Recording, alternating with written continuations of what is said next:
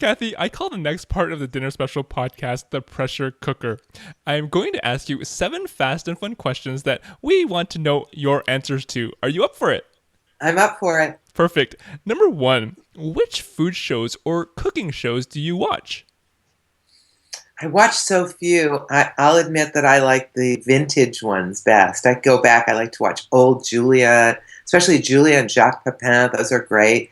I do love Sarah Moulton. I think she's just a solid cook. And my husband and I used to watch her show a lot when we first got married. And so I've always loved to watch Sarah. Great. Number 2, what are some food blogs or websites we have to know about? Oh, well, I hope you know about Cheryl Sternman Rule's new Team Yogurt blog, which is wonderful. She's been writing the blog 5 Second Rule for a long time and had a beautiful vegetable book out called Ripe a while back. But now she has a new book called Yogurt Culture and a coordinating blog called Team Yogurt. And it's a marvelous website. I love to follow my friend Marty, who writes the blog Eat, Live, Travel, Right. And she's been working with these young chefs, these young boys in her chef class. It's so fun to watch what they make. Um, in the preserving area, Food in Jars, Hip Girl's Guide, those are great resources, well preserved out of Canada. Love those. Uh, I read a lot. Of course, I'm smitten with Smitten Kitchen. She's genius. David Leibovitz, I love. Um, I guess that's maybe a start. Yeah, that's a lot. Yeah, I feel like I read blogs every day. A lot of them.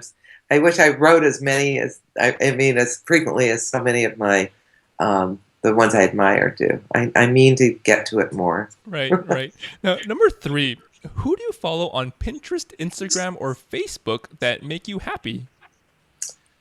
Hmm. Um, I follow my friend Kate Spinillo on Facebook and on Instagram because she raises chickens and pigs, and she had polka dotted pigs earlier this year. And sometimes I just had to go and look at those pigs because they're so cute. I love following them. I'm passionate about punk domestics. I follow everything they do. Sean Timberlake um, collects all kinds of DIY and preserving information there. So I'm really always follow what he's doing. And I love Food 52. Who doesn't? I mean, Right. they're brilliant. They do everything wonderful. Mhm. Absolutely.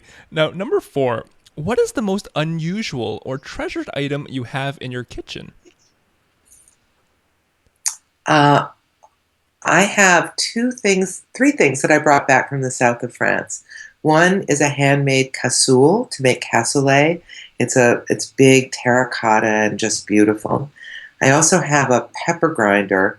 It could be a coffee grinder, but I use it for pepper. It's a little wooden box with a thing that turns on the top and a drawer that pulls out.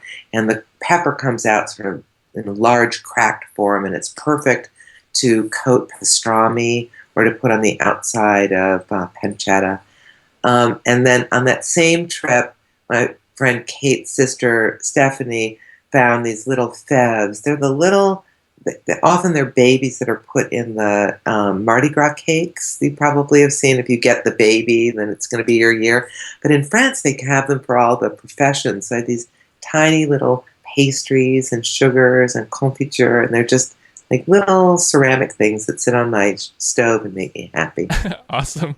Number 5, name one ingredient you used to dislike that you now love. Anchovies. That was Yeah, I quick. can't get enough of them. Oh yeah, that's the only one I can think of. I mean, I'm pretty much an omnivore, but for a long time I wasn't sure at all about anchovies, and now I can't get enough. Perfect. Number 6, what are a few cookbooks that make your life better? Well, I'm really a fan of the old ones. I turn to Marcella Hazan and the Classic Italian Cookbook all the time. It's just a brilliant book.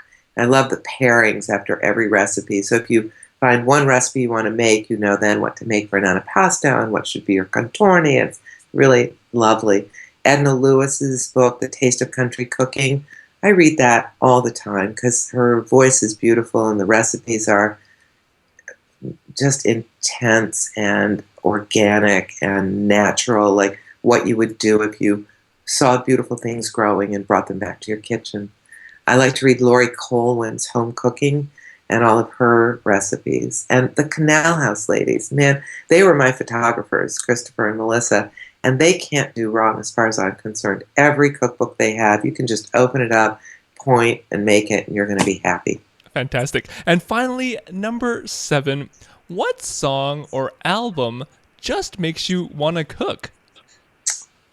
Oh, oh, wow. I'll admit I don't listen to a lot of music in the kitchen. It's oddly distracting for me. Right.